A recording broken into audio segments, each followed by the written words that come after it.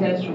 Dans ce cas, il ne peut pas le faire. Dans le cadre d'une mission d'assurance, on ne peut pas être juge et partie. Supposons maintenant au cours de l'année, ce n'est pas seulement l'année précédente, au cours de l'année, l'entreprise a réalisé une opération, par exemple pénétration d'un marché nouveau. Et dans ce cas, on peut avoir un audit pour savoir est-ce que le projet serait fiable ou pas fiable. C'est possible. L'auditeur a conseillé l'entreprise de pénétrer sur ce marché. Et après, nous avons constaté qu'il y a des irrégularités ou bien des anomalies qui apparaissent. Dans ce cas-là encore, on cherche l'origine. L'auditeur ne peut pas le faire parce que c'est lui qui a fait le conseil. Est-ce que vous avez compris? Donc, soit les opérations passées l'année précédente et moi, je vais les auditer cette année, soit une opération antérieure, peu importe la période. Mais l'essentiel, c'est normal. C'est-à-dire, je ne pourrais pas, par exemple, être chargé d'une opération et venir par la suite pour évaluer l'opération. Est-ce que ici, on va porter atteinte à quoi, à vrai dire? Je vais porter atteinte à l'objectivité et l'indépendance, parce que je ne vais pas être objectif. Et je ne vais pas être indépendante. Et ça, ce sont les deux termes clés de toute mission d'audit. Est-ce que vous avez compris? Très bien. Est-ce que vous avez d'autres questions sur... Oui? Madame, la deuxième norme. La deuxième. Oui? Les missions d'assurance concernant les fonctions dont le responsable de l'audit à la charge doivent être supervisées par une personne ne relevant pas de l'audit. Voilà, ça c'est un cas particulier. Si jamais on veut le faire, il faut qu'il y ait une supervision d'une tierce personne. Qui est cette supervision? Ça dépend des cas. Dans les entreprises où vous avez un comité d'audit, alors vous n'avez pas un seul auditeur. C'est toute une équipe d'audit, d'accord? D'ailleurs, loin de là, dans les grandes boîtes, nous avons ce qu'on appelle un auditeur senior et les auditeurs juniors, par exemple. Dans ce cas, si vous êtes supervisé par quelqu'un, automatiquement, vous allez être objectif, parce que lui, il va bien sûr vous diriger vers le bon sens. Mais ça, c'est un cas particulier. La règle, je ne peux pas le faire, mais si jamais on va le faire, il faut qu'il y ait la supervision. Donc c'est ça la norme. Est-ce que c'est clair? Très bien. Est-ce que vous avez d'autres questions?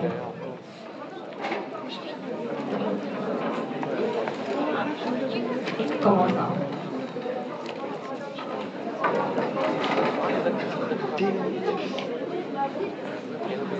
Oui, le responsable d'audit, c'est l'auditeur. Est-ce que vous avez compris? Pourquoi d'ailleurs, dans les normes, on les décrit comme ça? Parce qu'on peut avoir le responsable d'audit, c'est un cabinet, lorsqu'il s'agit d'un auditeur externe. Donc lorsqu'on parle de responsable d'audit, ça dépend, soit c'est un comité d'audit, toute une équipe. Par exemple, si je donne les cas, des cas réels, vous avez une mission par exemple, la première fois, je dis n'importe quoi, dans une structure nouvelle. D'accord? Dans ce cas, on ne va pas envoyer un auditeur, c'est toute une équipe d'audit. Pourquoi? Parce que la tendance actuelle, nous avons ce qu'on appelle des auditeurs spécialisés. C'est-à-dire maintenant, par exemple, dans les grandes boîtes, un auditeur marketeur, auditeur production, auditeur financier, c'est-à-dire on ne va pas avoir les chevauchements. Seulement ceci n'est pas donné à tout le monde, allège le coût, parce que les salaires seront énormes. C'est la raison pour laquelle, pour une entreprise moyenne, de moyenne taille, alors je peux parler d'un auditeur, un seul, une personne salariée en interne. Mais lorsque vous êtes cliente en tant qu'entreprise pour un cabinet, et on a une mission, c'est toute une équipe d'audit. Chapeauté bien sûr par le responsable d'audit qui est l'auditeur senior, d'accord? Parce que c'est l'auditeur senior, c'est lui qui va donner son visa sur le rapport d'audit. Est-ce que c'est clair? Bien. C'est bon? Ça va? Pas de question? Très bien. Donc je passe aux normes de fonctionnement. D'ailleurs, s'il vous plaît, si je récapitule, pour les normes de qualification, vous avez 3 idées clés. La première idée, c'est l'indépendance-objectivité, c'est-à-dire tout ce qui est dit dans les normes, c'est pour respecter ces deux aspects-là. Autre chose, c'est la question de compétences et de formation continue. D'accord? Donc voilà les qualifications nécessaires pour le métier d'un auditeur. Très bien. Donc je passe pour les normes de fonctionnement. Vous avez la norme 2010. Lorsqu'on lui propose une mission de conseil, le responsable d'audit interne, avant de l'accepter, doit considérer dans quelle mesure il est susceptible de créer de la valeur ajoutée. Et ça, s'il vous plaît, on en a déjà parlé.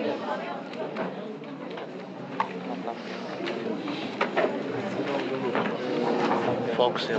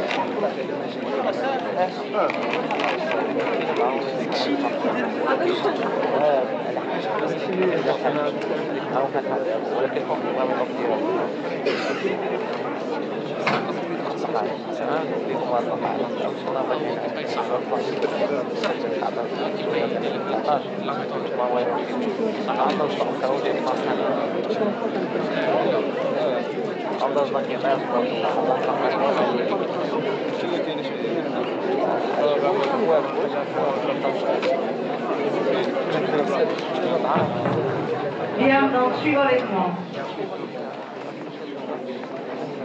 Donc je répète, lorsqu'on lui propose une mission de conseil, le responsable d'audit, avant de l'accepter, doit considérer dans quelle mesure elle est susceptible de créer de la valeur ajoutée, d'améliorer le management de risque et le fonctionnement de l'organisation. Les missions de conseil qui ont été acceptées doivent être intégrées dans le plan d'audit. S'il vous plaît, avant de parler de valeur ajoutée, d'ailleurs on en a déjà parlé, juste une petite précision parce qu'on parle ici d'amélioration du management de risque. C'est quoi un risque? Déjà.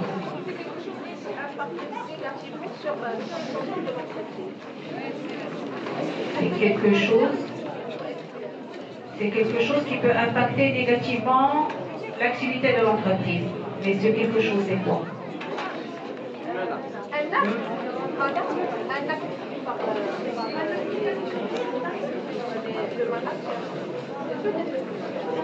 Un acte, c'est-à-dire ici vous respectez le manager lui-même.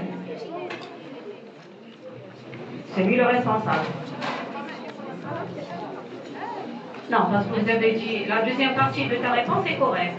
Parce que lorsque je parle d'un risque, automatiquement, je le mesure par l'impact négatif susceptible d'avoir lorsque ce risque se réalise. C'est ça.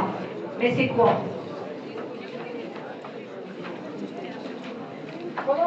Oui?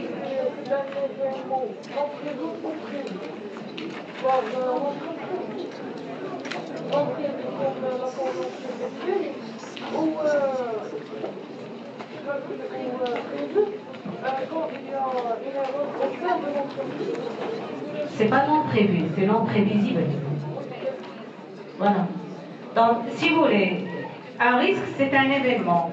Sans caractère, c'est quoi? C'est aléatoire. Donc, je peux dire c'est un aléa. Lorsque cet aléa apparaît, je risque de perdre. Vous suivez avec moi. Pourquoi? Parce que l'intérêt à ce niveau, qu'est-ce qu'on va faire? Regardez bien. Parce qu'on dit l'entreprise, normalement, dans sa vie, elle court des risques.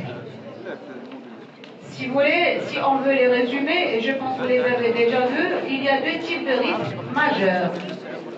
Vous avez le risque financier, c'est-à-dire le cas où l'entreprise va se trouver dans des situations de difficultés financières.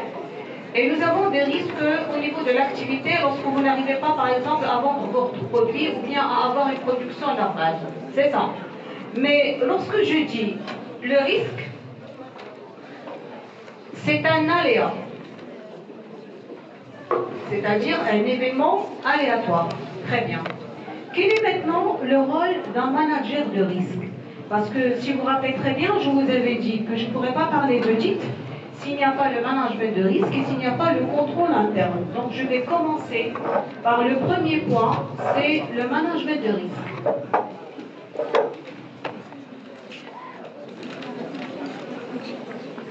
D'ailleurs, ceci, on va le voir en détail dans les cas parce que nous avons des modèles compétents concevoir un risk management en général. Mais, lorsque je dis maintenant le management des risques, normalement pour pouvoir travailler, l'entreprise, qu'est-ce qu'elle doit faire?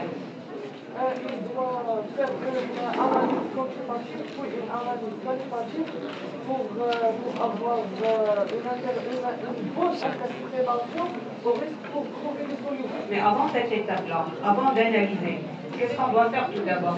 Qu'est-ce que vous allez faire? Sélectionner Très bien. bien. Pourquoi vous faites cette étude? C'est pour pouvoir répertorier tous les risques éventuels. Voilà, c'est-à-dire ici c'est quoi? C'est une étude normalement exploratoire. C'est pour pouvoir identifier quoi? Tous les risques auxquels on peut être confronté un jour dans notre activité. D'accord? Ça, c'est ce que j'appelle la première étape, identification des risques.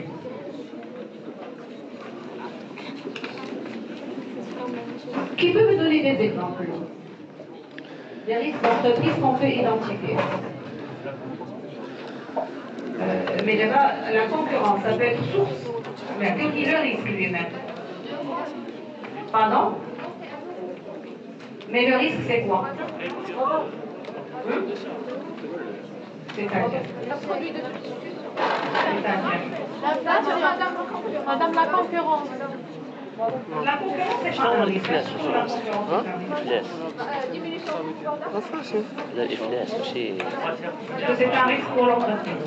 Oui, ça peut l'être, mais comment? هذاك التضخم ماشي هذا الإفلاس. L'insuffisance de ressources.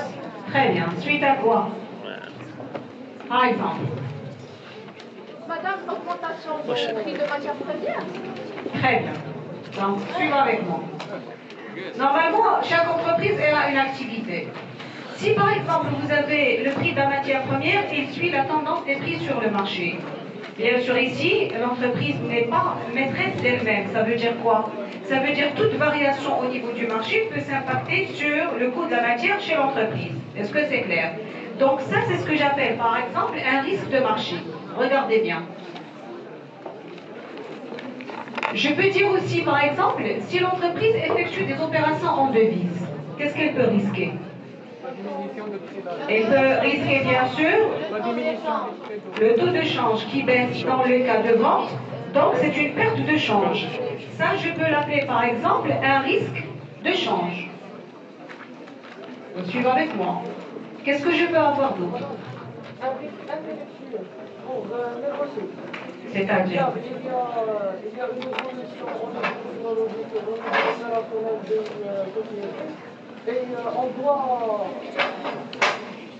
on doit synchroniser cela avec... Mais ce n'est pas intellectuel, ça. C'est un risque technologique, parce que vous n'êtes pas, bien sûr, en mesure de suivre le développement technologique. Très bien. Donc, un risque sur le plan technologique. Voilà. Qu'est-ce que je peux avoir d'autre? Réfléchissez. Ah? Un risque financier, c'est-à-dire un problème au niveau du financement. Oui? Très bien. Je peux avoir un risque politique. Donc, suivez avec moi, s'il vous plaît. D'ailleurs, moi, ce que j'ai constaté, une chose, un confrère m'a donné un risque opérationnel qui est dû à la personne humaine au sein de l'entreprise. Je peux avoir quoi comme risque? Des conflits. Ah? Des fournisseurs. Grève, risque de faute. Voilà, vous avez un risque d'erreur, bien sûr, vu à la compétence du personnel. Donc ici, qu'est-ce que vous constatez? Oui? une mauvaise image. Exactement, c'est risque au niveau de la réputation de l'entreprise. Donc, s'il vous plaît, l'essentiel, parce qu'on va revenir à ces cas en détail. Un bon management de risque, ça veut dire je serai capable de répertorier tous les risques éventuels que l'entreprise pourra courir. Mais chez interne externe, il n'y a pas un risque interne, il n'y a pas un risque externe. Il y a un risque de source interne et de source externe. S'il vous plaît, la différence c'est quoi? Alors, du coup, un exemple très simple. Normalement, le risque de change, ça existe. Mais moi, entreprise, je ne traite jamais en devise. Est-ce que c'est un risque pour moi? Voilà. D'accord? C'est-à-dire tout risque, qu'il soit de source interne, de source externe, s'il n'impacte pas l'opérationnel, ben, je ne suis pas concernée. Parce que, attention, là, c'est un coût qu'on va engager. Donc, il faut être vigilant. Je vous donne un autre exemple. Lorsque, par exemple, je parle d'un risque financier, normalement, le risque financier peut avoir plusieurs schémas. Soit, par exemple, l'entreprise n'arrive pas à avoir un certain équilibre financier par les agrégats financiers que vous connaissez déjà, le fonds de roulement, le BFR, la trésorerie, soit tout simplement, je peux avoir le risque de non-payer de la clientèle. Parce que quand vous vendez à crédit, vous avez ce qu'on appelle un risque de crédit. Et ce risque de crédit, ça veut dire que vous n'arrivez pas à encaisser vos créances auprès de la clientèle. Si l'entreprise ne réalise que les ventes au comptant, est-ce qu'elle va prendre ce risque chez elle? Non, très bien. Donc, regardez, ce travail, normalement pour qu'il soit affiné, parce que si vous vous rappelez très bien, je vous avais dit normalement, lorsque je dis le risque manager, c'est la même compétence que le contrôleur interne, ou bien l'auditeur interne, ou bien le contrôleur de gestion. D'ailleurs, ce sont les mêmes compétences. C'est-à-dire, je vais avoir, si vous voulez, un répertoire des risques. Ok? Très bien. Donc, risque 1, risque 2, risque 3, et ainsi de suite. Ok? Qu'est-ce qu'on va faire maintenant? Suivez avec moi. Pour chaque risque, on doit évaluer la fréquence et la gravité. C'est-à-dire, le risque, par exemple, d'erreur comptable. Vous êtes comptable. Le risque d'erreur comptable se répète combien de fois? Et à chaque fois qu'il se répète, combien on va engager comme coût? Donc, je dis fréquence et gravité. Vous suivez avec moi? Très bien. Donc ici, qu'est-ce que j'ai fait? J'ai mesuré le risque. Donc, c'est le rôle du risque manager. Lorsqu'il va me donner la fréquence, par exemple, le risque 1, il peut, par exemple, c'est-à-dire se présenter, je prends une période de référence, une année, par exemple, 10 fois. À chaque fois qu'il se présente, vous avez un coût de 100 dirhams. Ok? Je vais aller, par exemple, un risque d'inondation. D'accord? Pourquoi d'ailleurs j'ai dit le risque d'inondation? Parce que jusqu'à récemment, le risque laquelle je fais les cartographies des risques, jusqu'actuellement. Risque d'inondation, par exemple, la fréquence c'est une fois. Mais le coût, par exemple, il est de 10 000 dirhams. Je dis n'importe quoi. Risque d'inondation, c'est-à-dire quand vous avez une catastrophe naturelle, quel est l'impact sur votre activité?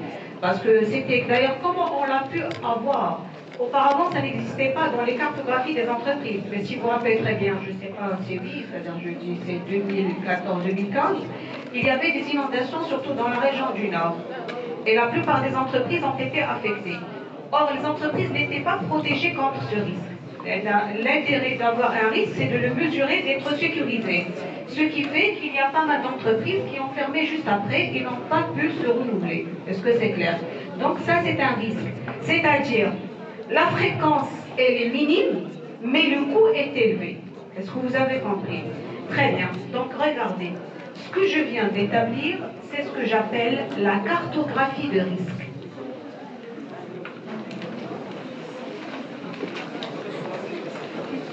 S'il vous plaît, cette cartographie maintenant, elle existe dans toutes les boîtes. D'ailleurs, elle est obligatoire dans les banques, dans les assurances et dans les grandes boîtes. D'accord? Parce que vous ne pourrez pas, par exemple, travailler comme ça de manière aléatoire, mais il faut savoir le mesurer. Oui.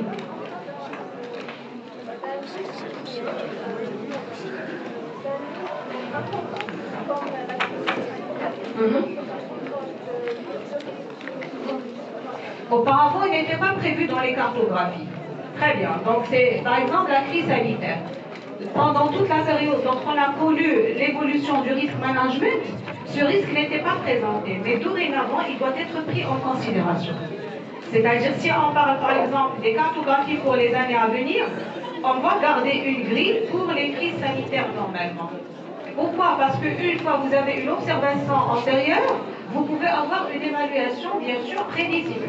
Et ça, c'est bien, parce que vous allez avoir les moyens pour pouvoir prévoir le risque. D'ailleurs, quel est l'intérêt de cette information? Je ne sais pas si vous le savez. Parce que vous connaissez, peut-être vous l'avez vu en marketing, que le seuil de rentabilité, c'est un indicateur de rentabilité, c'est vrai. Mais l'intérêt pour l'entreprise, lorsque moi je suis loin du seuil, je vous donne un exemple très simple. Je suis loin du seuil. Qu'est-ce que ça veut dire? Ça veut dire je suis en sécurité. Je vous donne un exemple très simple. Un chiffre d'affaires que je réalise actuellement de 1 million et le seuil de rentabilité, il est de 500 000. Donc je vais dire, je suis à une situation de marge de sécurité de 500 000. Quel est l'intérêt de cet indicateur? Après, on va traiter les cas de cette manière. 500 000, comment je peux l'interpréter? Dans le cas d'une conjoncture défavorable, il y a la crise sanitaire, combien l'entreprise pourra supporter de perdre de chiffre d'affaires sans tomber dans la situation déficitaire? 500 000. Il y a des choses qui veulent. À chaque fois que je suis loin du seuil, moi je suis en sécurité. Je peux avoir une certaine résilience. Je connais les entreprises qui ont directement subi l'impact. Les entreprises, lesquelles ont tout près du seuil. Donc, lorsqu'on mesure les risques, c'est pour avoir la mesure de sécurité la plus nécessaire. Est-ce que c'est clair? Déjà, lorsqu'on parle par exemple de crise sanitaire actuellement, elle n'a pas été prévue auparavant parce qu'on n'a pas vu un cas similaire. Ok? Mais dorénavant, il faut l'introduire dans la cartographie des risques. Pourquoi? Soit on va avoir une assurance, sinon on va avoir des moyens pour pouvoir bien sûr faire face à des risques ou bien des crises éventuelles. Dans le futur, qu'est-ce qu'on va faire dans le cas si on a un risque? Donc, suivez avec moi. J'explique la démarche, vous allez comprendre. Très bien. C'est bon jusqu'ici. D'abord, je parle. Moi, je suis risk manager. Voilà mon travail, c'est ça. Vous allez me dire que vous allez travailler une seule fois, vous allez vous arrêter. Non. Cette cartographie, elle doit être mise à jour chaque année. En fonction, à l'âge, chaque année. Parce qu'un risque grave l'année dernière peut devenir moins grave cette année. Ça dépend de la mesure de sécurité que j'ai eue. Un risque non apparent cette année peut apparaître l'année suivante. Donc, le rôle de risk manager, c'est d'actualiser cette cartographie des risques. Est-ce que c'est clair? Très bien. Deuxième étape. On doit gérer ces risques. Comment on va les gérer? Ce n'est pas le rôle du risk manager, mais c'est le rôle du contrôleur interne.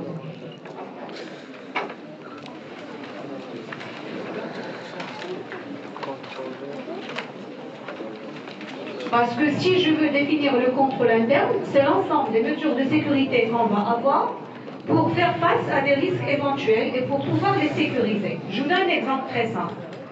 Lorsque je dis par exemple, nous avons un risque d'erreur, le contrôleur interne, qu'est-ce qu'il peut recommander comme mesure de sécurité? D'abord, je suis le risk manager. Le risk manager a la cartographie des risques. Le contrôleur interne, qu'est-ce qu'il peut me proposer comme mesure de sécurité? Risque d'erreur comptable.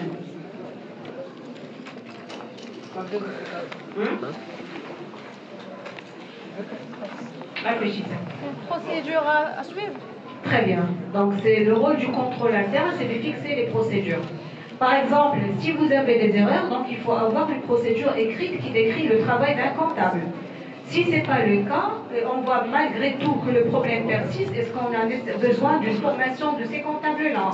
Sinon, est-ce qu'on doit lancer des campagnes de supervision de la comptabilité? C'est la raison pour laquelle vous avez le comptable et vous avez le chef comptable. Est-ce que c'est clair? Très bien. Donc, nous avons par exemple un risque de vol. Ça peut exister. Dans ce cas, s'il s'agit d'un vol au niveau du stock, on peut encourager bien sûr des inventaires physiques périodiques. Parce que l'inventaire physique, c'est une fois par an. C'est ça, obligation. Mais si je constate qu'il y a des vols à la fin de l'année, qu'est-ce que je peux dire? Je peux à chaque fois faire des contrôles physiques. Est-ce que c'est clair? Très bien. Nous avons par exemple un risque de détournement ou bien ce que j'appelle de détérioration de l'actif. Dans ce cas, qu'est-ce qu'on va faire? On va bien sûr avoir des assurances. C'est tout ça. Pourquoi? Parce que lorsqu'on contracte une prime d'assurance, c'est une mesure de sécurité. Risque d'incendie, c'est l'assurance. Donc regardez bien, le contrôleur interne, il va fixer les mesures de sécurité pour protéger quoi? Pour protéger le patrimoine, protéger les informations et protéger le personnel. Par exemple, une banque a des coffres forts, elle a des armoires blindées. Pourquoi faire? Ce sont des mesures de sécurité. Lorsqu'on dis le transport d'argent, il se fait dans des conditions bien précises. Allège. C'est pour éviter le risque. Est-ce que c'est clair? Très bien. Donc, A. À propos des risques internes. Là, gérer les risques internes. À propos, c'est-à-dire qu'il va donner les mesures de sécurité nécessaires pour gérer la cartographie des risques. S'il vous plaît, je n'ai pas l'attention, d'ailleurs, vous la trouvez pas tout le temps, mais elle me s'intéresse. S'il vous plaît, il n'y a pas de risque interne, il n'y a pas de risque externe. Il y a un risque de source interne ou bien de source externe. Il n'y a qu'un risque externe. D'ailleurs, je vous donne un petit exemple. Un arbre d'inondation. Un entreprise, je suis située dans une zone qui ne pourra jamais être affectée par l'inondation. Est-ce que c'est un risque pour moi? Donc, c'est un risque externe. C'est-à-dire tout risque qui impacte mon activité. C'est pas un risque pour moi. Est-ce que c'est clair? Parce que, attention, on ne va pas avoir des dérapages pour compter tous les risques qui existent dans le monde. Non, ce n'est pas intéressant. Est-ce que c'est clair? Très bien. Donc, le contrôleur interne, il va proposer, par exemple, les mesures de sécurité. Ici, je vais vous donner juste un petit exemple pour arriver à l'audit. Donc, regardez bien. Je vais prendre un risque opérationnel, c'est-à-dire un risque lié à l'activité de l'entreprise, et je peux le dire risque d'absence, parce que ça c'est un risque.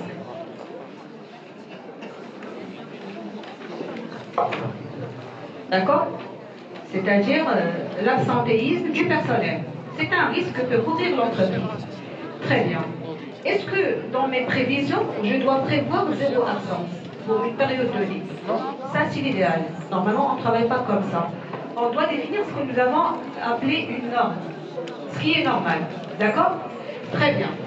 Lorsque je vous dis, par exemple, ce qui est normal, c'est avoir 4 absences par mois.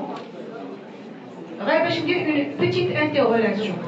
Qui va me donner 4 absences? C'est le contrôleur de gestion, parce que c'est lui qui fixe les normes. Vous suivez avec moi? Elle a châtaigné 4 absences. Et pourquoi pas 5 et pourquoi 6?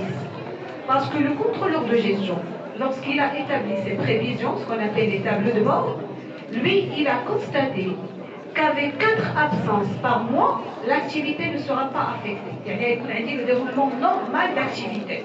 Est-ce que c'est clair? Très bien. Donc 4 absences, on l'accepte.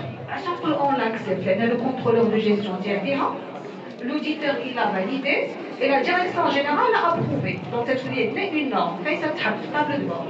Ok? Très bien. On va suivre. On va constater, par exemple, au niveau des réalisations, pour ce même mois, on a eu 10 absences. Normalement, c'est un tableau de bord. Comment ça se passe dans la pratique? La NHU sous forme de système d'information. Ici, on va avoir un clignotant rouge qui va s'allumer entre le contrôleur de gestion et un auditeur.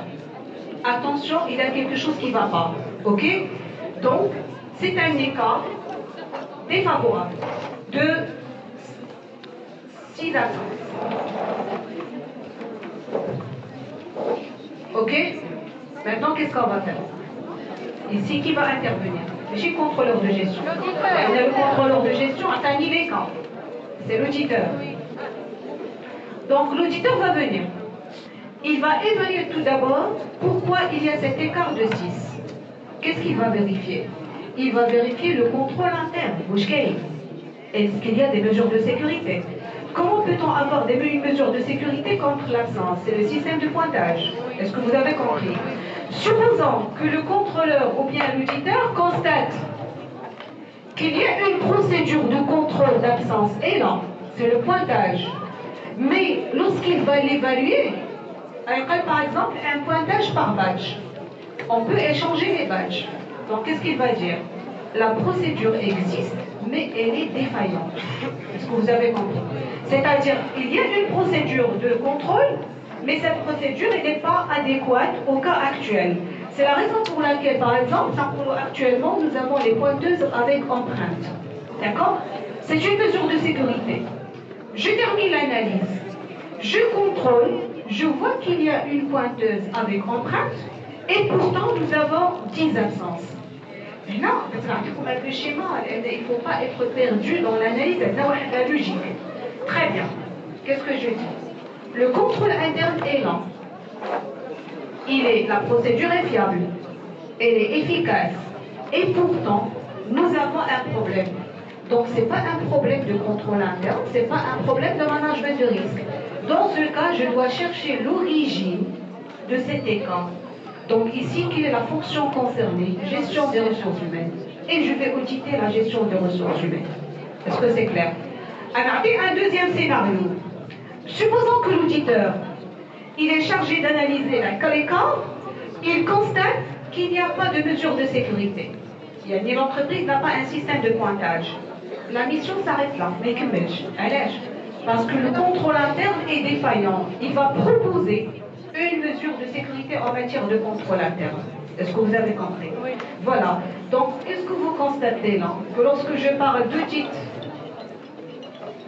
en général, son rôle c'est quoi? C'est évaluer le contrôle interne et évaluer le risque management. C'est pourquoi on l'appelle, c'est un contrôle de 3e niveau. C'est-à-dire, s'il n'y a pas de contrôle interne, il n'y a pas de risque management, je ne peux pas avoir d'audit. Et dans la seule recommandation de l'audit, il va vous dire mettre en place le contrôle interne, mettre en place le risque management. Madame, oui. Quelle est la différence entre le contrôleur de gestion et l'auditeur? Le contrôleur de gestion, normalement, la vocation, c'est au niveau d'assistance de l'entreprise pour la maîtrise de son activité, c'est-à-dire l'amélioration continue. Est-ce que c'est clair? L'auditeur, c'est plus un examen critique dont, bien sûr, l'aboutissement de c'est quoi? C'est de donner des recommandations pour assurer l'amélioration. Attention, il y a une double relation. L'indépendance fait cette chose. L'audit comptable et financier, il va être à la le contrôle de gestion. Mais l'audit opérationnel et stratégique, je peux dire que l'un est l'outil de l'autre. L'audit opérationnel, c'est un outil de contrôle de gestion, et le contrôle de gestion, c'est un outil de l'audit opérationnel ou bien de l'audit stratégique. D'accord?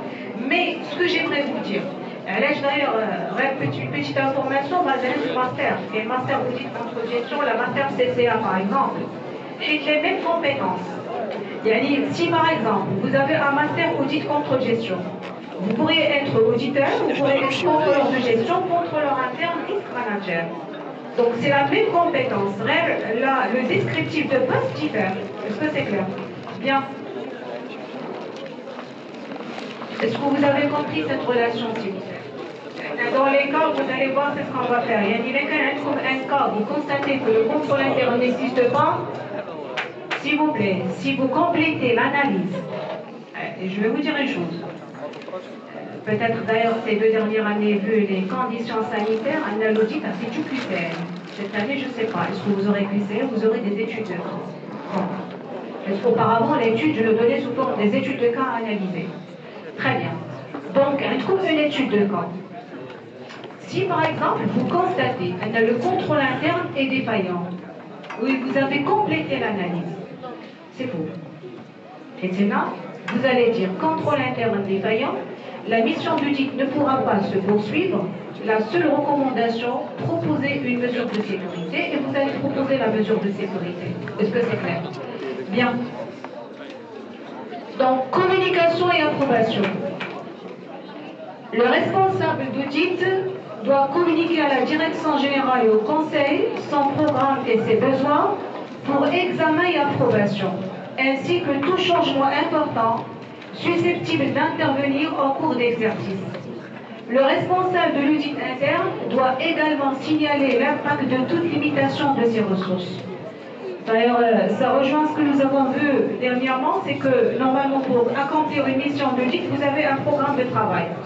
Qu'est-ce que vous allez mettre dans son programme de travail, bien sûr? C'est surtout les ressources dont vous aurez besoin pour réaliser votre activité. Est-ce que c'est clair? Ces ressources en quelle matière? Documents, informations, personnes, parfois même des moyens matériels. C'est-à-dire que vous avez besoin de se déplacer à un entrepôt de stockage, ou bien de se déplacer à une agence, ou bien à un magasin. Tout ça, ça doit être mentionné dans le programme. Supposons que le mandataire vous a refusé une ressource, il faut mentionner l'impact du manque de cette ressource sur le résultat pour dégager toute responsabilité. Est-ce que c'est clair?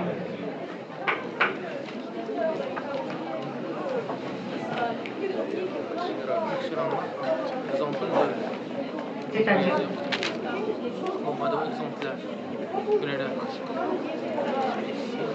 dans ce cas, c'est lui le responsable. Comment ça peut changer? Là, donnez un exemple. C'est bien de réfléchir, mais donne-moi un exemple. S'il vous plaît, un peu de silence.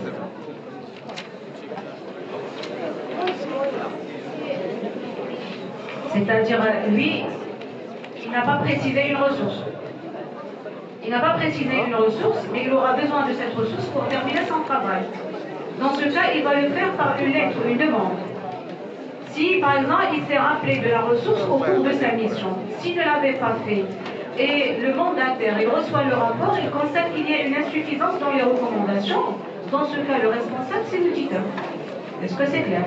Attention, là, il y a parfois, d'ailleurs pour l'auditateur, c'est un petit peu un cas particulier, mais surtout pour les cabinets. Parce que vous arrivez jusqu'à la fin, il se peut que le mandataire ne vous paye pas. Voilà. Parce qu'il vous dit, par exemple, vous n'avez rien dit de plus. J'insiste à l'activité à valeur ajoutée. Est-ce que c'est clair? Vous allez voir, par exemple, je ne sais pas par la suite, si par exemple, soit en tant que stagiaire, soit en tant qu'auditeur junior, pour chaque mission, on insiste sur quoi?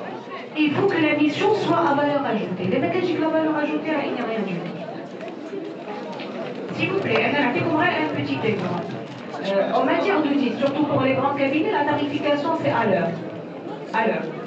Alors, il y a un petit chiffre, par exemple, parfois c'est touché entre 1000 dirhams l'heure et 3000, 5000 dirhams l'heure de travail. Un auditeur doit être 20 heures au sein de l'entreprise. Est-ce que c'est clair? Tu as un rapport insuffisant. Relatif la tarification, tu as par exemple, je ne sais pas, parce que ce n'est pas pour l'auditeur, ça c'est pour le cabinet, c'est un chiffre d'affaires du cabinet. Le cabinet a je dirais 200 000 à 300 000. Attendez le rapport le mandataire. On la logique coût-avantage. Elle est cliente. D'accord? J'attends une solution à un problème. Je vois le rapport d'audit, d'après avis, il n'y a rien. Tout ce qu'il vient de me dire, moi je le sais déjà. Venez la valeur ajoutée. Est-ce que c'est clair? La valeur ajoutée doit être bien démontrée dans le rapport. Mais cette valeur ajoutée, en quel terme? En termes de recommandation. Si vous ne faites pas la recommandation, ce n'est pas ma responsabilité. Est-ce que c'est clair? Et je pense, je vous l'avais déjà dit et je le reprends. C'était un cas réel, c'est le cas de la Royal Air Maroc. À un certain moment, la rentabilité a chuté. Je parle bien sûr, il y a 6 ans et 7 ans. La rentabilité a chuté.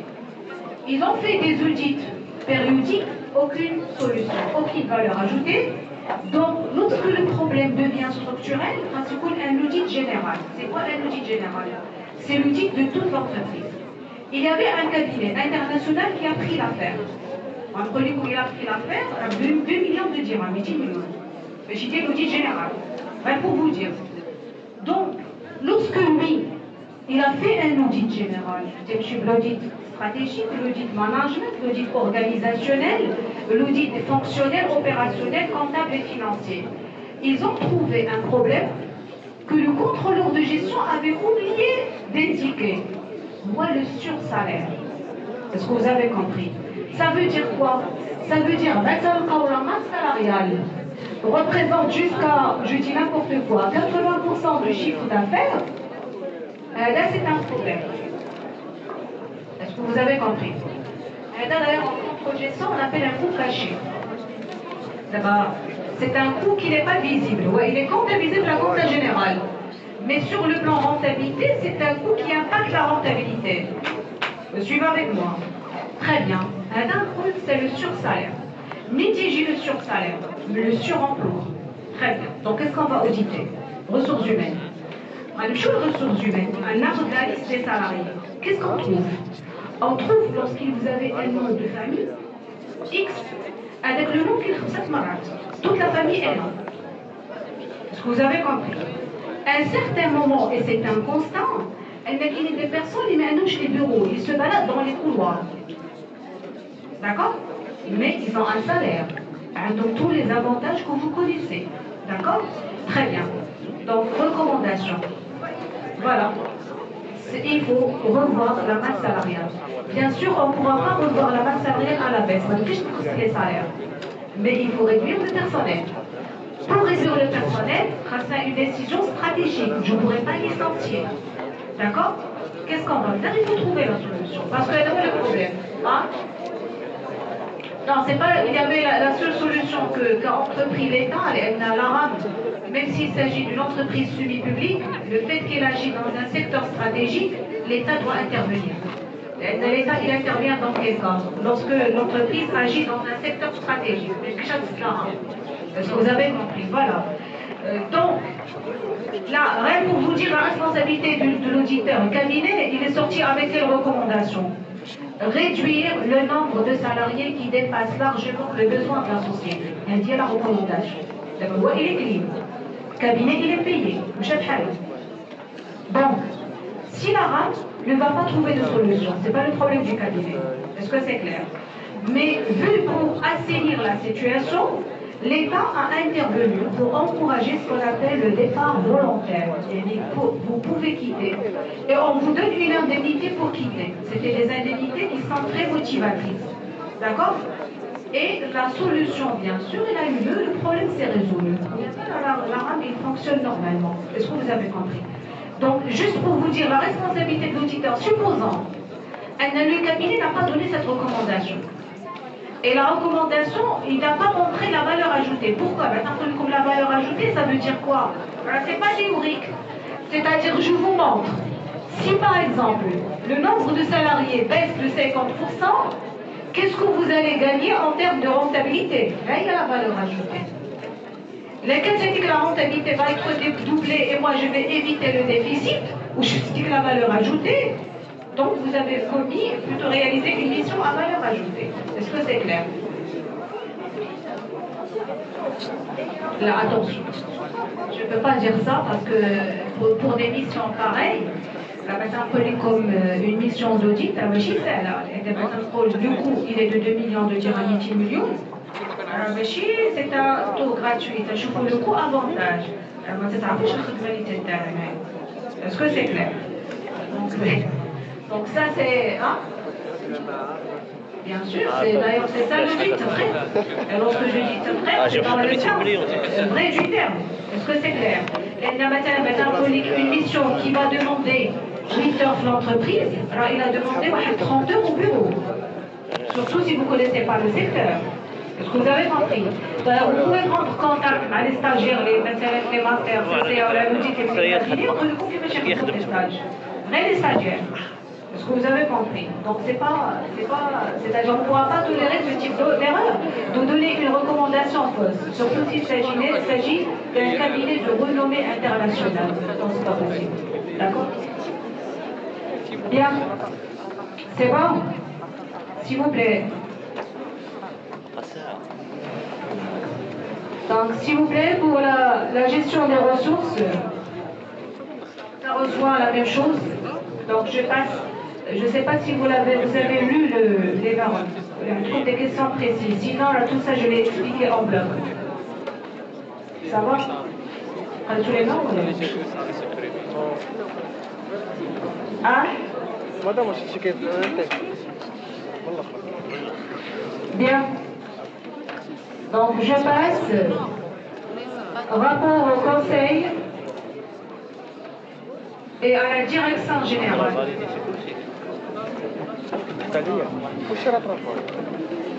Donc, le responsable d'audit doit rendre compte périodiquement à la direction générale et au conseil des missions, des pouvoirs et des responsabilités de l'audit interne, ainsi que des résultats obtenus par rapport au programme prévu.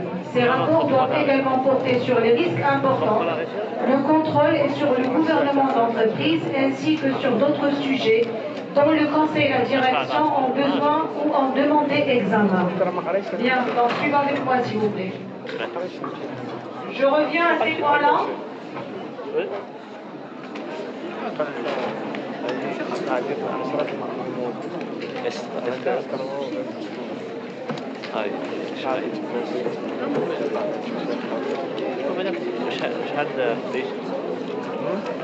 شحال ردات لك على 9 لا بديش انا كنهرب ليا كنتي غتفوت قبالة نقص عليك D'ailleurs, juste pour vous expliquer s'il vous plaît, est-ce que vous connaissez la notion de cycle comptable? C'est quoi un cycle comptable? Un cycle comptable, c'est quoi? Hein? Parce qu'ici, il faut faire attention. Lorsqu'on parle par exemple d'une mission d'audit, c'est qu'il faut aller directement au risque important. C'est pourquoi d'ailleurs je vous ai parlé, il faut avoir ce qu'on appelle le flair, pour chercher directement là où est le problème, pour ne pas perdre le temps et gaspiller les ressources. Il y a une gestion de ressources. Est-ce que c'est clair?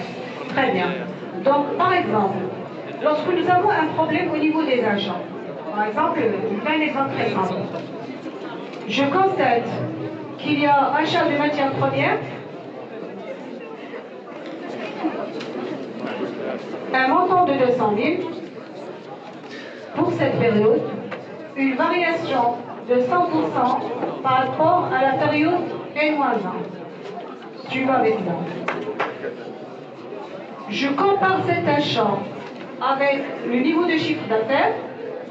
Je constate que le chiffre d'affaires actuel, il est de 500 000, avec une variation de 10% par rapport à la période N-1.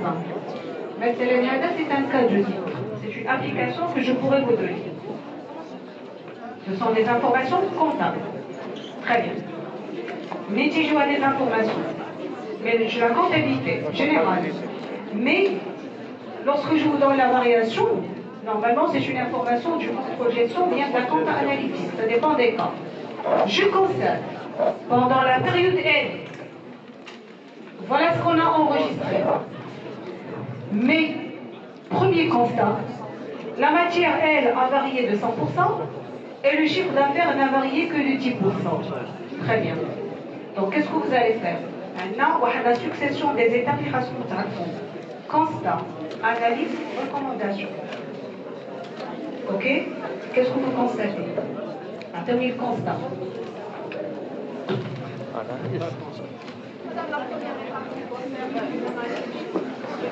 La constat, donnez le constat maintenant. Le constat, qu'est-ce qu'il vous montre? Est-ce qu'il y a un problème à auditer ou le Parce que, s'il vous plaît, et parfois je le fais exprès, c'est une situation normale. Qu'est-ce que vous allez me répondre? Situation tout à fait normale, rien à faire, rien la bonne réponse.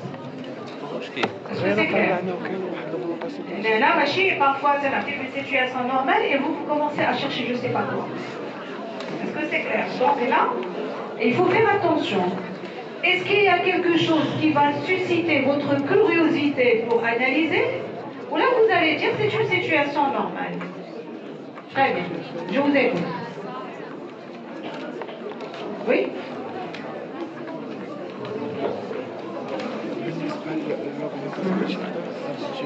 Non, mais attention, c'est la corrélation entre la matière et la production. Est-ce qu'il y a une relation directe? Si j'achète plus, je produis plus.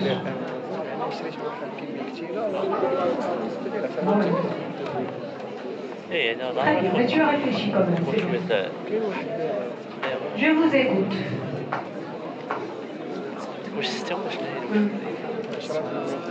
Qui me parle? Pardon. Madame? Là, s'il vous plaît, on a quand même les données, mais je n'ai les données, mais que je n'ai pas quelque chose aberrant, c'est logique. Alors, pour le coup, c'est la matière. Cette matière, elle est utilisée pour la fabrication de ce produit-là. Bien sûr qu'il y a une relation de causalité. Mais ce que je constate, elle n'a, par exemple, là, puisque moi j'ai donné la variation, mais parfois c'est à vous de la calculer, parce que je donne sur 2 périodes. Vous avez le chiffre d'affaires qui varie de 10% et la matière a varié de 100%. Ah. Les achats sans valeur ajoutée. Mais comment tu as dit ça, Alès? S'il vous plaît. Ce que je vous dis, la particularité de ce module, mais entre la matière où tu sais répondre, c'est l'ouverture d'esprit. Avec qui tu connais 2 cas qui se ressemblent. Est-ce que c'est clair? Il y a dit quand vous réfléchissez plus, vous posez plus de questions, vous agissez plus, c'est tellement une logique de raisonnement. Le but. Est-ce que c'est clair? Et vous pouvez vous adapter à n'importe quel cas. Bien sûr, là, il faut faire appel aux compétences déjà acquises par vous au niveau de toutes les matières. Management, marketing, gestion de ressources humaines, finance, comptabilité, droit, tout ce que vous voulez. Est-ce que c'est clair? Très bien. Je vous écoute.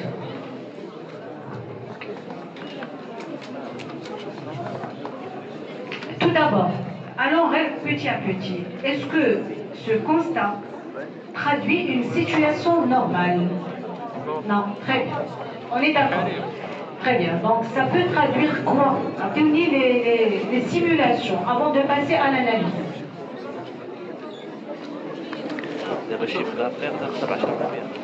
Très bien. Donc, problème au niveau de la gestion de stock, détérioration de la matière première. Ça veut dire que la matière première va être perdue, donc on est obligé d'acheter plus pour pouvoir produire. Très bonne réponse, oui. Ah, allez-y, allez-y. S'il vous plaît, d'ailleurs, pour faciliter la tâche, là que tu es sur le terrain, à la crise spontanée.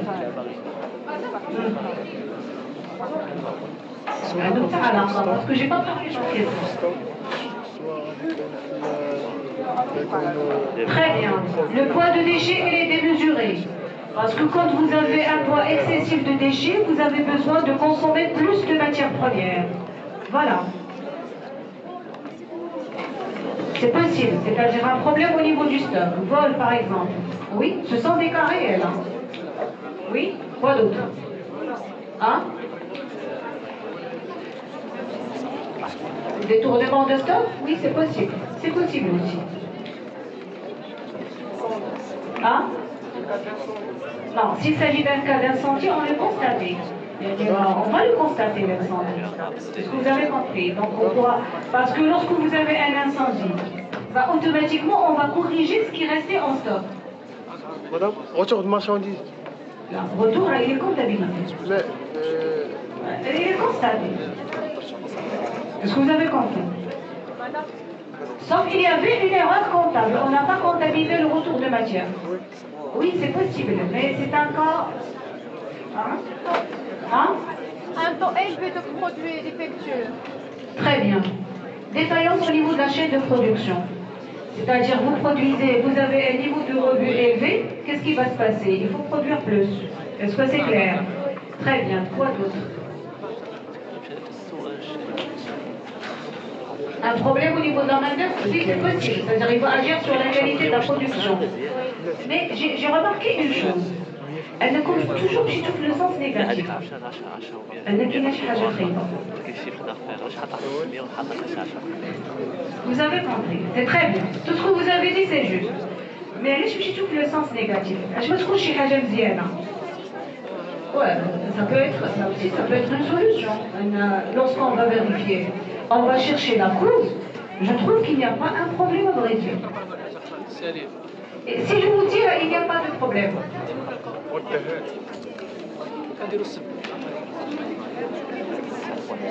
Non, s'il vous plaît, pour arriver à cette situation, ça veut dire le contrôleur de gestion, là, un exemple simple, et la méthode variation, c'est qu'il a déjà analysé la corrélation de juge.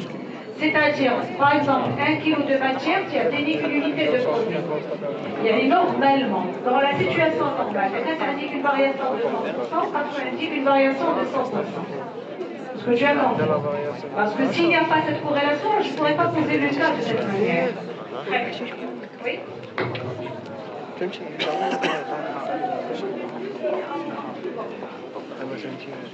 L'achat de marchandises, augmentation par Mais on n'a pas produit plus.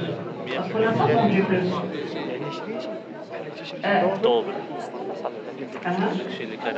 Là, je vais faire dire un chiffre d'affaires à la production.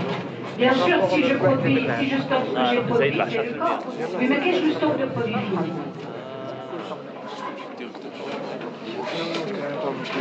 Pardon? On l'a déjà dit. Toujours on a le sens négatif. Préparation du stock pour l'année N+1. زعما يكون الوفر كاين العرض كثير والطلب قليل. Mais pour quelle raison? شنو هي بالفرنسي؟ Voilà. S'il vous plaît, ça peut s'agir tout simplement d'un choix d'approvisionnement de l'entreprise. Le fournisseur, il a proposé une réduction importante si on achète en grande quantité. C'est une économie sur un champ. Est-ce que c'est clair? Une seule réponse, il y a plusieurs réponses possibles. Est-ce que c'est clair? D'accord? C'est-à-dire, parfois, pourquoi? D'ailleurs, moi, juste une petite recommandation, si vous voulez. Toujours, Donc le côté positif. Si vous vérifiez cette hypothèse, elle est validée, on va terminer la mission. Est-ce que vous avez compris? Et quand je trouve le sens négatif, il y a un problème. Vous analysez, vous perdez le temps, vous contrôlez physiquement. Qu'est-ce que vous faites? Vous allez engager des coûts. Mission sans valeur ajoutée. Alors, finalement, pour remettre le rapport, la direction générale va vous dire non, c'était mon choix. Nous, on l'avait fait parce qu'on va réaliser une économie sur achat. Tout simplement parce que le fournisseur nous a donné une réduction sur prix et nous avons une capacité de stockage. Est-ce que c'est clair? Bien.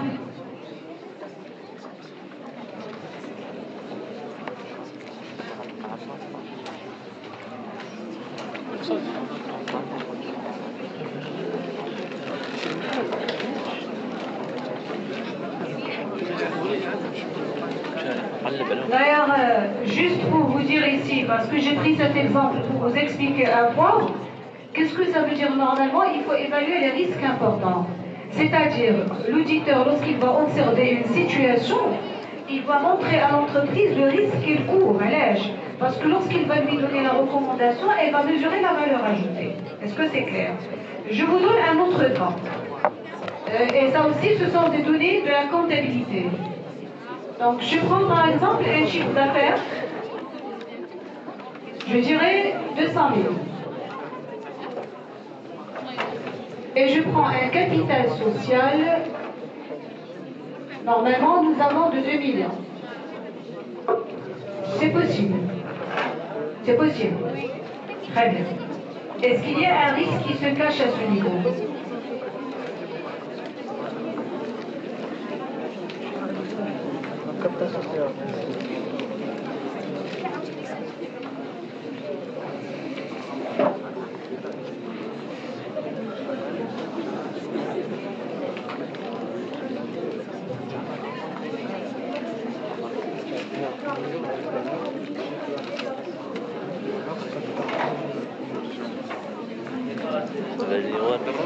D'ailleurs, pour vous aider, la situation, c'est la caractéristique de la plupart des PME marocaines, surtout les entreprises familiales.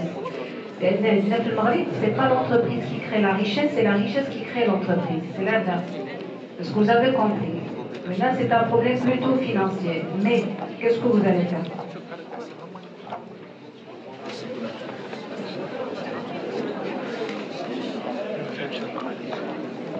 Est-ce que c'est une situation normale? Réellement, ça existe beaucoup. Dans la comptabilité, ça existe beaucoup. Si. C'est pas normal. Très bien. Quel est le risque? Et sinon, il faut montrer le risque. Pour montrer la valeur ajoutée.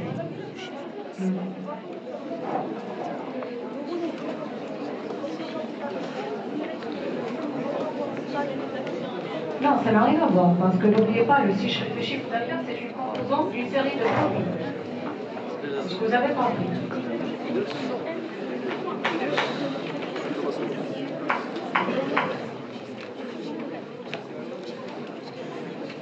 D'ailleurs, entre parenthèses, هذا هو الامتحان.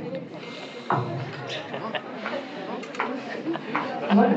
Donc, parce que là, moi, je des questions, c'est pourquoi ça que les normes sont importantes. Les normes ou la base acquise, c'est tout. Très bien. Madame, un capital insuffisant. Et dit un capital insuffisant? Non.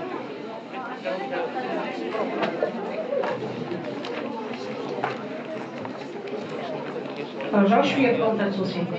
Madame, non libéré. Non libéré, je dis des capital.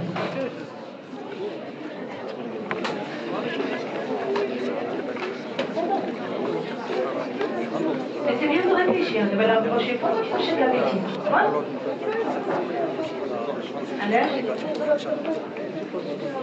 Non, ça peut être une situation normale pour l'entreprise, elle ne s'est pas rendue compte. Alors, un exemple simple. S'il vous plaît, lorsque j'avais dit l'exemple de tout à l'heure, c'est la plupart des cas des sociétés familiales du Mali. Attention, parce que une PME, société familiale, parfois elle a des groupes familiaux. D'accord? Il y a des messages, elle a déjà la PME, ça fait une ambiguïté de la définition. La PME, c'est au niveau du capital, au niveau du chiffre d'affaires, au niveau du nombre d'employés, etc., etc. Mais d'abord, il y a une évolution, la tendance, c'est une entreprise virtuelle. On dirait ainsi. Le nombre de salariés n'existe pas. Et pourtant, est-ce que je vais dire non, c'est une grande boîte? Le chiffre d'affaires, ça peut être une grande boîte. Le capital, ça peut être une grande boîte. Est-ce que vous avez compris? Donc, ça veut dire quoi? C'est la richesse qui crée l'entreprise. Qu'est-ce que je vise par ça? Elle est le cas normal, la compte à société. Une entreprise ou bien des actionnaires ou des associés apportent un capital. Très bien. Le capital va être injecté dans l'actif. L'actif, il va représenter tous les facteurs de production pour réaliser une activité. L'activité va générer un chiffre d'affaires. Donc, toute la corrélation. Avec le chiffre d'affaires, il peut générer un bénéfice. Le bénéfice va enrichir le patrimoine. Et les salariés, plutôt les actionnaires, vont s'enrichir davantage par la distribution des dividendes. Donc, le schéma. Très bien. Mais le cas est c'est que, mais ça ne change pas de la logique. Mais ça, un jeune entrepreneur, je pense que vous l'avez vu dans l'entrepreneuriat, j'ai besoin d'un moyen de financement pour démarrer. Un autre scénario, une famille riche, il veut avoir l'image, qu'est-ce qu'elle fait? Elle crée l'entreprise. C'est ce qui apparaît. Mais dans la réalité, elle a d'autres opérations. C'est les opérations de blanchiment des capitaux. Donc, elle n'a le souci d'argent. Est-ce que c'est clair? Donc, si on prend le camp, alors le capital est trop élevé, mais l'activité est minime. Vous suivez avec moi? D'ailleurs, avant, j'avais un master de détection et prévention de la criminalité financière. C'était un master. L'étude a montré quoi? C'est que des types d'entreprises, un blanchisseur de capitaux, il touche le souci d'argent. Pour camoufler, s'il commet de la bêtise, qu'est-ce qu'il va attirer? Les yeux de l'État. Contrôle fiscal. Le risque, c'est quoi? C'est que l'État va vous dire, lorsque vous allez déposer votre déclaration fiscale, la comptabilité est clean. Inadéquation entre le capital et le chiffre d'affaires, donc il y a les détournements de fonds. C'est-à-dire une partie du capital, elle est employée dans des activités peut-être illicites, ou bien ce qu'on appelle les activités en noir. Vous savez, dans la pratique, d'autres entreprises, dans une caisse noire. Est-ce que vous avez compris? Donc, l'auditeur ici, qu'est-ce qu'il va dire à l'entreprise? Il y a un risque. Le risque, c'est que l'État va interpréter la situation dans le sens que vous avez trouvé, ou bien vous avez réalisé des opérations de blanchiment des capitaux. Est-ce que c'est clair? La recommandation, qu'est-ce qu'on va faire? C'est la réduction du capital. D'ailleurs, je ne sais pas si vous l'avez vu, dans une société, la réduction du capital, pourquoi on réduit le capital lorsqu'il y a une inadéquation entre l'activité et le capital? Parmi les raisons, bien sûr, qu'on doit respecter pour réduire un capital. Dans ce cas, la recommandation de l'auditeur, c'est quoi? Réduire le capital jusqu'à ce que le chiffre d'affaires évolue et vous allez augmenter le capital. Est-ce que c'est clair? Bien. Voilà. C'est bon jusqu'ici? Donc ici, vous avez le management des risques. D'ailleurs, on en a déjà expliqué. Là, il y a la situation est vraie. Là, ça émane de la comptabilité.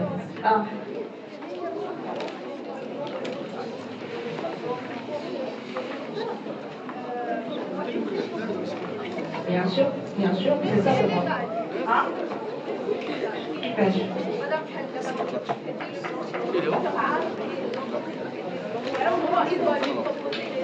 S'il vous plaît, pour vous donner des carrés, là, comme un exemple, parfois, à vrai dire, c'est une erreur de comptable.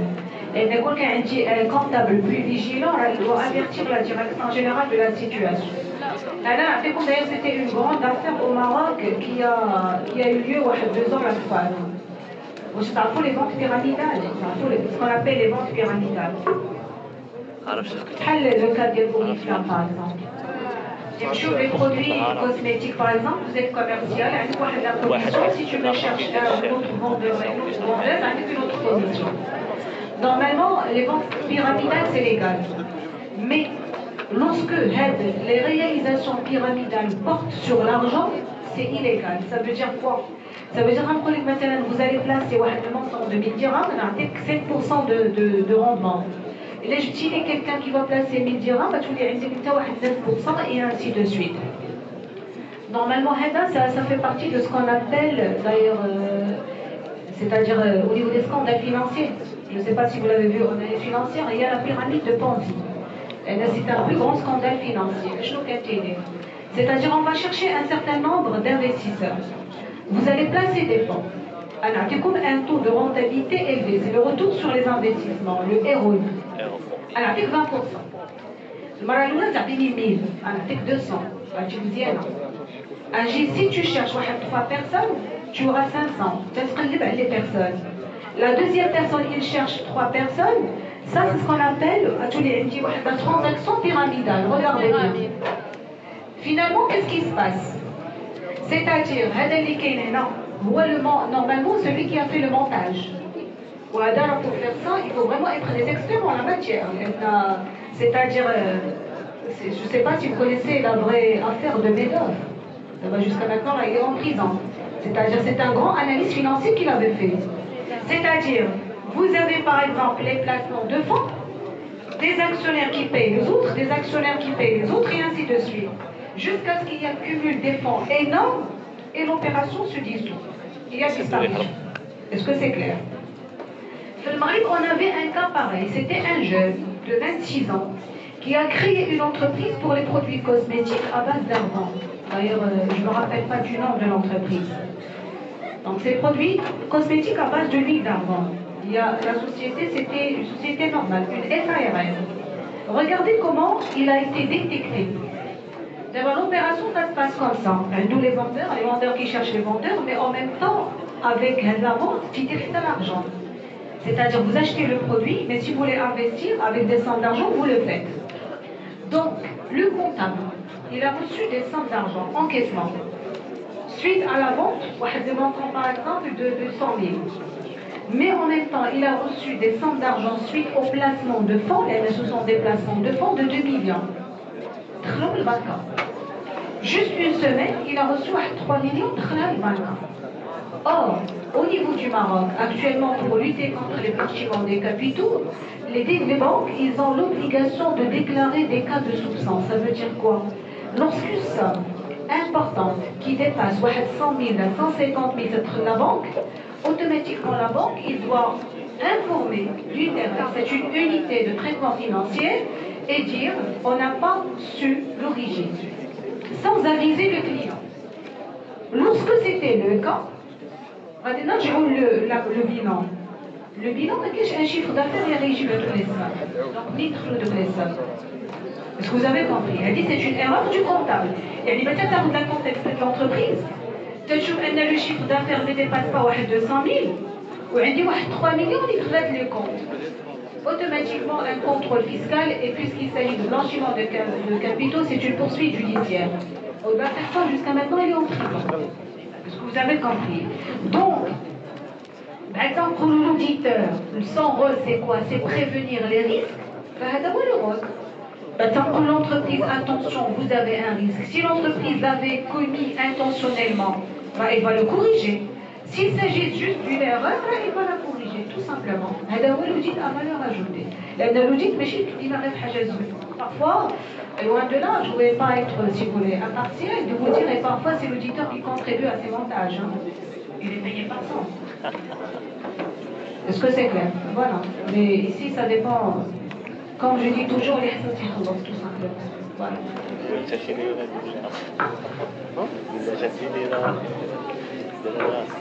Le cas contraire, c'est aussi nous avons un risque. D'ailleurs, j'allais le faire, très bien. Supposons que nous avons la situation suivante. Normalement, une société anonyme, quel est son capital? 300 000 dirhams, minimum.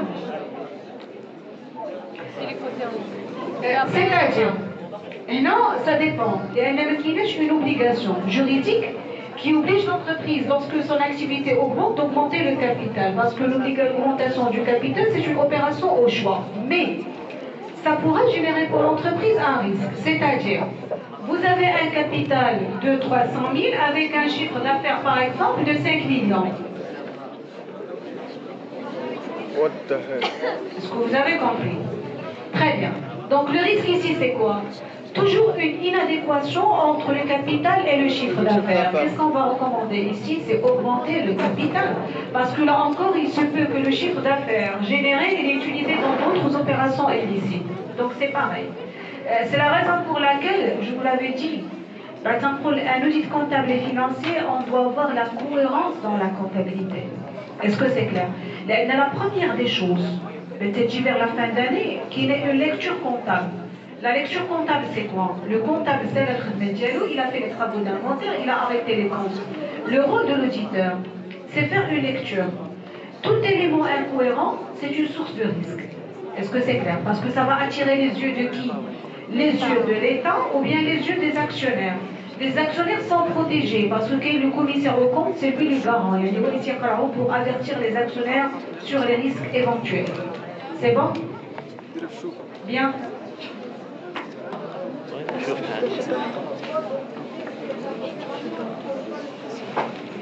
C'est-à-dire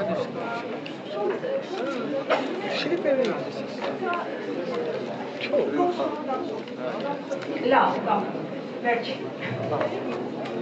S'il vous plaît, quand je l'ai dit, une situation réelle, ok? Ça veut dire quoi? Ça veut dire si l'auditeur refuse de faire partie de l'opération, bien sûr, c'est son droit. Lorsqu'il est salarié. Est-ce que vous avez compris?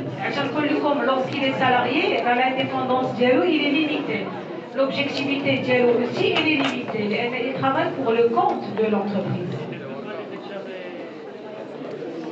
Comment il va le déclarer? Sauf s'il a un moyen de preuve. Est-ce que c'est clair? Sinon, on a un cas très simple. Et d'ailleurs, ce sont des cas qu'on fréquente chaque fois. Là, tu as déclaré, tu vas quitter la boîte. Tu me dis, tu chez une autre boîte, tu as déclaré, tu vas quitter la boîte.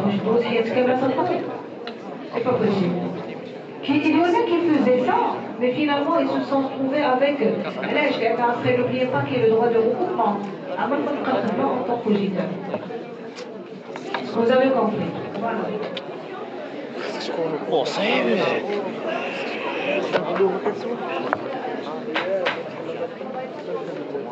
S'il vous plaît, dans les cabinets, c'est encore pire.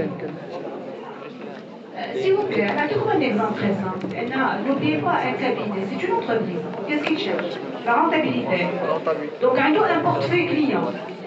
Tous les cabinets, normalement, ils se battent pourquoi? Pour avoir des clients importants. Les clients, on dit par exemple des holdings, des grandes boîtes et des sociétés stratégiques au Maroc, le prix va être un prix élevé. Si par exemple, je refuse un conseil à une société, qu'est-ce qu'il va faire? Il va chercher un autre fournisseur, un autre cabinet. Donc c'est un client en moins. Un client en moins, c'est un chiffre d'affaires en moins, c'est un résultat en moins. Est-ce que c'est clair? C'est vrai que nous avons, c'est-à-dire le cours de déontologie, le cours il est là. Mais moi je vous dis ce qui est dans la réalité. Il ne faut pas imaginer un auditeur, c'est une personne qui est au-dessus de tout soupçon. C'est pas possible. Un être humain. Est-ce que c'est clair? Donc c'est comme un salarié. Je peux être un bon salarié, je peux être un mauvais salarié. C'est à la conscience professionnelle. Comment ça?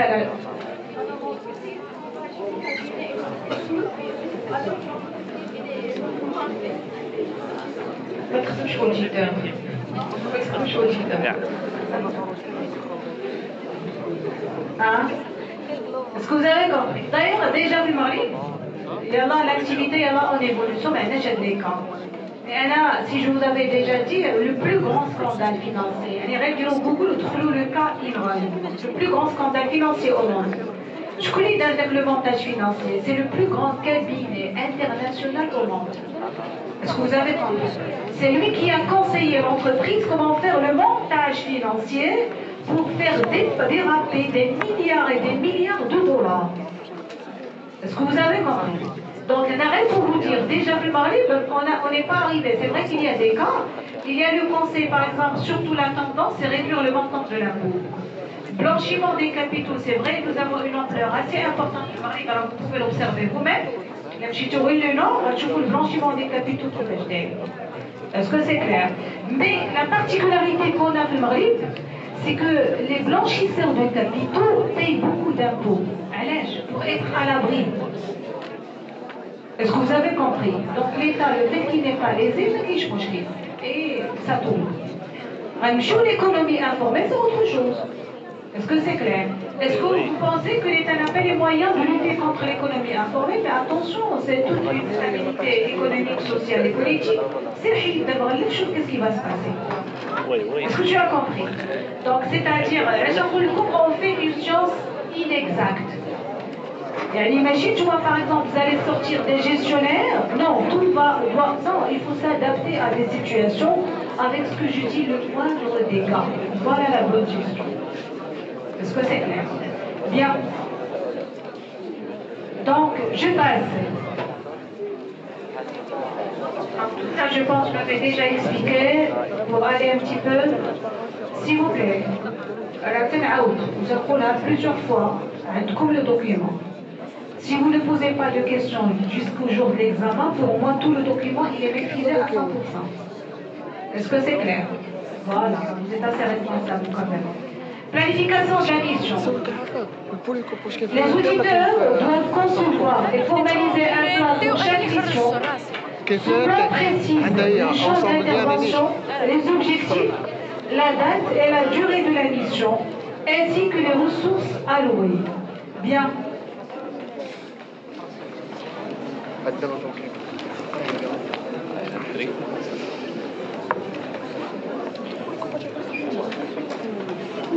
D'ailleurs, quand je vous ai parlé tout à l'heure du cycle comptable, c'est pour traiter ce point de champ de la mission.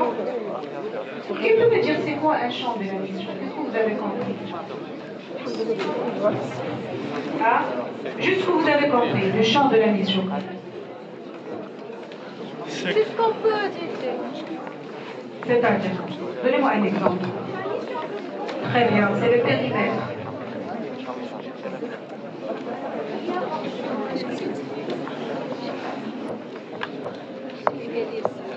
D'ailleurs, je vous avais déjà parlé de ça lorsque j'ai parlé de ressources.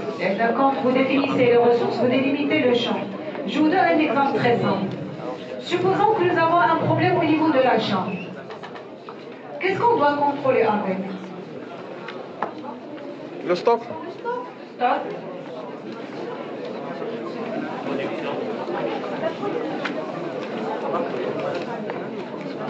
Audit comptable.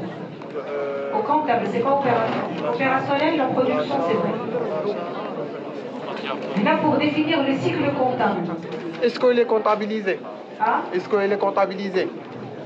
Là, bien sûr, c'est comptabilisé. Hein. C'est-à-dire que nous avons un problème au niveau des achats. L'information, c'est une information comptable. On peut vérifier le stock. À la vérification du stock, et de la comptabilité, il y a l'aspect de vérification physique. Oui. L'audit comptable et financier. Qu'est-ce que tu as dit? Client de la l'achat. Fournisseur. S'il vous plaît. Voilà un cycle comptable. Faites attention. C'est-à-dire, quand je définis un cycle comptable, qu'est-ce que j'ai défini? C'est le périmètre dans lequel je vais agir. Est-ce que c'est clair? Est-ce que dans ce cas, l'auditeur va aller vérifier chez le client? Non, hors champ. Est-ce que vous avez compris? C'est la raison pour laquelle, dans le plan de la mission, il faut préciser le champ. Et normalement, pour faciliter la tâche, je vais vous donner des cycles comptables à contrôler. Et ce sont les cycles qui existent. C'est-à-dire, quand on a un problème au niveau de l'achat, c'est achat, stock, fournisseur. Quand il y a un problème au niveau de la vente,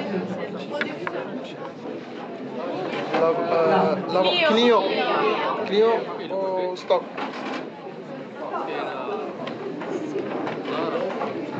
et si je rapproche avec le stock, là, il y a la production. D'accord? Si par exemple, j'ai un problème au niveau des IMO, qu'est-ce que je vais contrôler avec? Les immobilisations. ما عقلش على سميتو تاعك. Mais dis-moi, je زعما وصلت. Hein?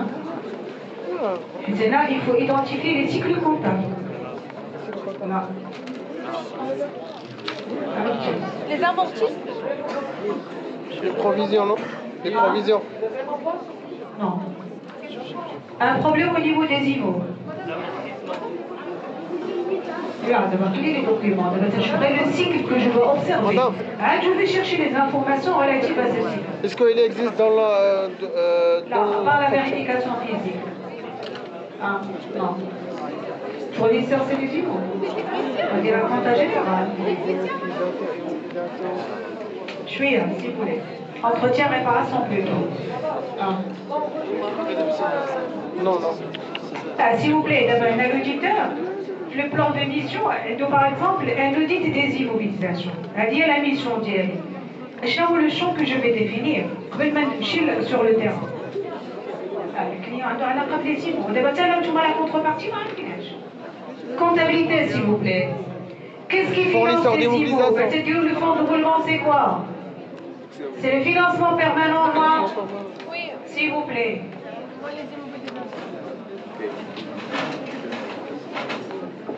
Les immobilisations. Faites attention, s'il vous plaît. Donc les agrégats, l'adéquation. Parce que est-ce que c'est normal de financer une IMO par une dette court terme? Non. Voilà. Est-ce que c'est clair? Oui. Donc lorsque je parle de cycle comptable, déjà je définis le champ d'action. Ceci me permet de faire quoi? En même temps d'économiser le temps et d'économiser le coût, mais en même temps de ne pas se mêler à une chose qui ne m'intéresse pas. Je contrôle les ventes. Je ne vais pas dire à l'entreprise que je vais contrôler les IMO. Automatiquement, le mandataire va me refuser ça. Est-ce que c'est clair? Donc ici, ça ne sert à rien. C'est pourquoi je parle de la valeur ajoutée. Donc le cycle doit être un cycle bien défini. Est-ce que c'est clair? Bien. Donc voilà ce que j'appelle le champ de la mission. Voilà.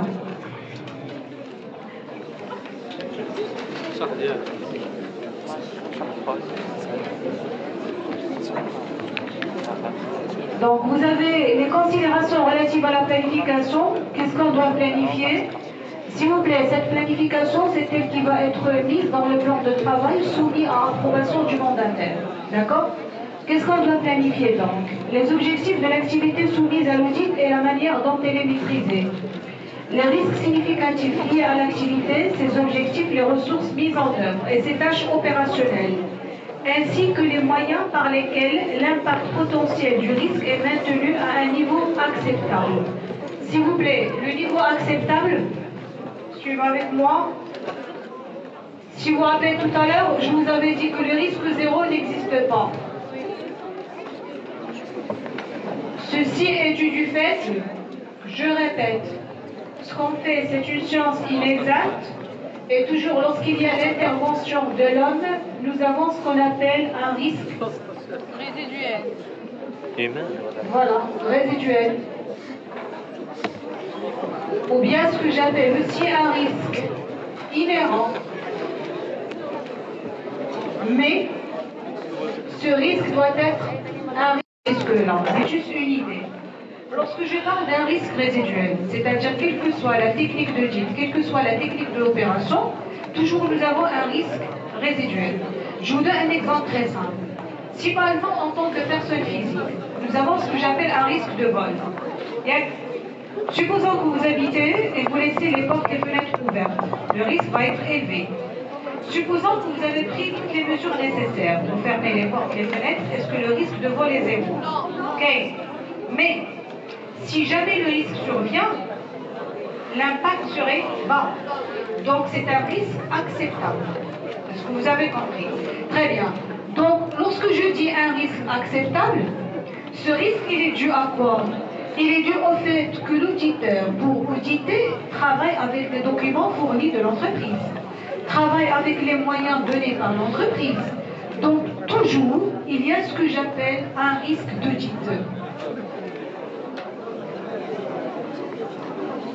Ou bien, d'ailleurs après je vous expliquerai la différence entre les deux, ce que j'appelle un risque de non-détection. C'est quoi? C'est le risque pour qu'une anomalie ne soit pas détectée par l'auditeur malgré toute la démarche qu'il a poursuivie. C'est-à-dire même si tout est bien, toujours il y a un risque de non-détection. Est-ce que c'est clair? C'est pas à cause de manque d'information, parfois à cause des documents que j'ai reçus même. Voilà. Donc, c'est-à-dire parce que lorsque vous auditez des opérations, vous avez toutes les informations, mais il y a un risque quand même que ça ne soit pas la vraie anomalie parce qu'il y a ce risque de non-détection. Et s'il vous plaît, ce risque de non-détection, c'est prévu par les normes. C'est-à-dire c'est tolérable, c'est acceptable. Ok? Voilà.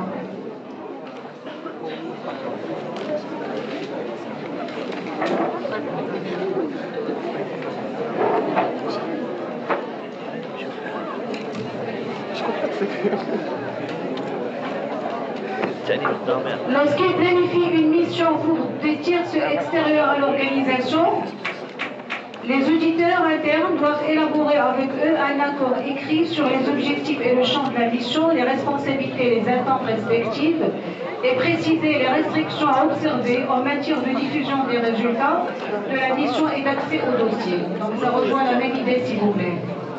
Est-ce que c'est clair? Très bien.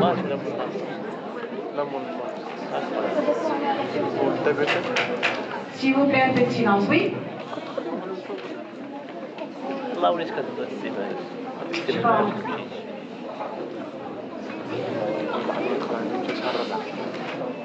Tolérable, oui. Il est tolérable par le mandataire et par l'auditeur lui-même.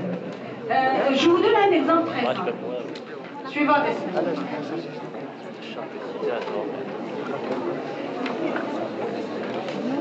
Je vais prendre une opération d'achat. Achat de matière. Par exemple, j'ai un montant de 20 000. On a comptabilisé la TVA récupérable, 4 000. On dit le compte fournisseur, 24 000. Suivant avec moi. Donc, a priori, l'opération, elle est correcte. L'auditeur comptable, qu'est-ce qu'il va vérifier? Il vérifie la première des choses, la réalité de l'opération et la sincérité. La sincérité, ça veut dire quoi? Est-ce que l'opération s'est traduite par des documents comptables nécessaires? Il y a le banc de commande, la facture, le banc de livraison, le banc de réception. C'est bon? Est-ce qu'on a utilisé les comptes adéquats, c'est-à-dire le 621, 34, 55, 440? Imputation correcte. Yes. Est-ce qu'il y a la réalité physique? Je vais vérifier le stock. Est-ce qu'on a reçu vraiment l'achat de 20 000? Sinon, je vais vérifier chez le fournisseur. Est-ce qu'il a vraiment livré les 20 000? Donc, qu'est-ce que vous constatez? L'opération, elle est correcte. C'est-à-dire, pour l'auditeur, l'avis, c'est un avis favorable. Très bien. Or, il se peut que toute l'opération, c'est un montage pour un but bien déterminé. C'est de pouvoir réduire la base imposable. Est-ce que c'est clair? Donc, le risque persiste. D'accord?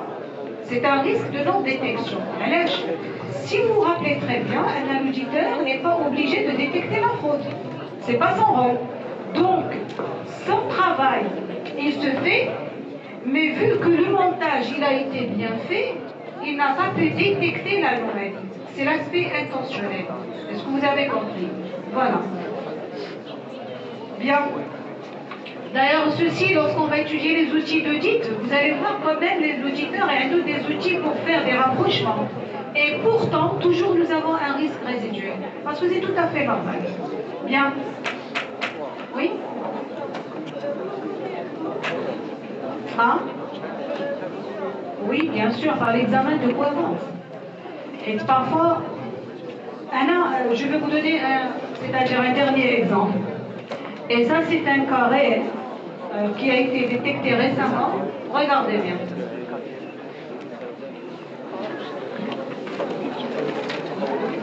Je prends une procédure d'achat, une procédure très simple. D'ailleurs, on va étudier les procédures après. Suivez avec moi, s'il vous plaît, un peu de silence. Vous avez expression de besoin.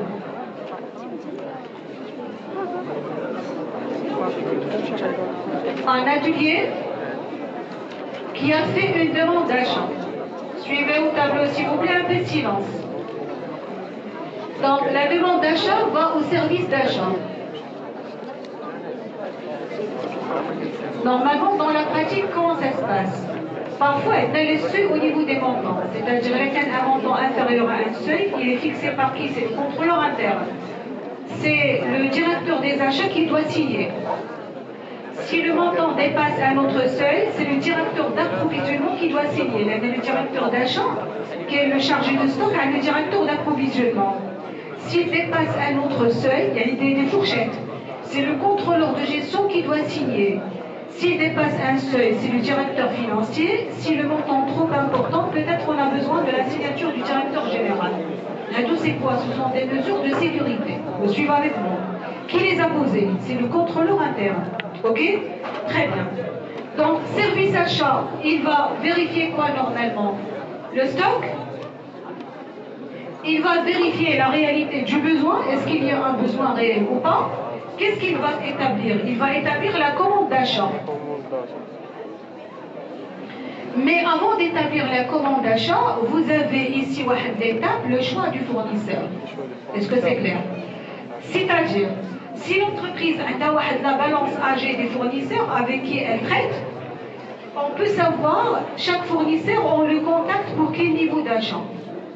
Sinon, est-ce qu'il y a une procédure de choix de fournisseur? Ou j'ai dit un appel d'offres, ou j'ai dit juste une exploration sur le terrain, ainsi de suite. Regardez bien ce qu'on a trouvé. C'est un exemple. On chope la procédure normale. Ça marche là, on constate. Elle approuve des montants, tous les montants, sans précision. Lorsqu'on recherche la validation, c'est le directeur général qui doit valider. هذه محطوطه في البروسيدور يعني ما كاينش لي ليميت واخا تكون غير 1000 درهم le directeur général doit valider ياك mais lorsqu'il valide qu'est-ce qu'il fait pour le choix de fournisseur? Maintenant le directeur d'achat il a cherché un fournisseur qui va donner le prix minimum ياك عطالو un prix un devis. Le directeur général تيضرب على ذاك le fournisseur تيقول له fournisseur X. Et là, bien sûr, celui-là, c'est un opérationnel. Il ne va pas dire au directeur, non. Vous suivez avec moi. Ceci, il a été constaté pendant toute une année. Il y a les documents. Je vous toujours, à chaque fois qu'il y a une demande d'achat, c'est la procédure, mais le directeur, lui, il fixe le nom du fournisseur. Est-ce que vous avez compris? La première fois, la deuxième fois, automatiquement, il y a quelque chose qui ne va pas. Maintenant, achète-moi le rôle de l'auditeur. Cherchez c'est qui X. Après une étude, après je vous donne les techniques, comment on fait. Qu'est-ce qu'on a trouvé? X, c'est la société de la femme du directeur général. Et l'entreprise, le fait qu'il s'agit d'une entreprise publique, il y a une entreprise privée, c'est un détournement de fonds des achats vers l'entreprise privée qui est là, au nom de sa femme. Est-ce que c'est clair? Donc, finalement, c'est quoi? Là, j'ai fraudé, d'ailleurs, il n'avait pas poursuivi rien du tout. Il faut revoir la situation. Surtout, il faut vérifier est-ce que les prix étaient des prix trop exagérés à la norme ou pas. Vraiment, j'ai trouvé un cas. Et là, c'est un cas réel. Est-ce que vous avez compris? Donc, finalement, ça veut dire là deux choses. Si c'était une société anonyme, le problème réponse. Les actionnaires vont statuer sur le choix des fournisseurs. Mais là, le fait qu'il s'agit de quoi? Si je veux traduire, c'est un abus de pouvoir. Le fait qu'il est directeur d'une entreprise publique, c'est lui qui a le pouvoir de le faire, il avait fait. C'est tout. Or, la sanction pour un abus de pouvoir, c'est qu'il n'a pas. Voilà. Est-ce que vous avez compris? Très bien. Il a mentionné,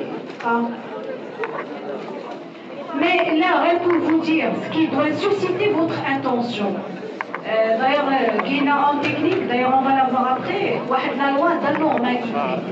C'est-à-dire tout ce qui est anormal doit attirer l'attention de l'auditeur. Elle dit c'est une loi économique, c'est la loi de Belfort. Je vais vous donner un exemple très simple. On trouve vraiment cher. Un jour qu'il y a plusieurs caisses, par exemple, une caisse à un bras de sel. À Ginovan. peut-être la caissière est sympathise avec elle, elle est gentille, elle est aimable, etc. Mais quand je vois que ça se répète plusieurs fois, automatiquement je soupçonne quelque chose. C'est-à-dire c'est qu'il y a quelque chose qui ne va pas. Est-ce que vous avez compris? Et là, on peut trouver quelque chose quand on ne peut rien trouver. Mais ça doit susciter la curiosité de l'auditeur. Voilà, je vous l'ai dit parce que c'était un outil à manger, on a remarqué la même chose. Et finalement, on a constaté que la question il fait quelques détournements de fonds. Est-ce que vous avez compris? Voilà. Très bien.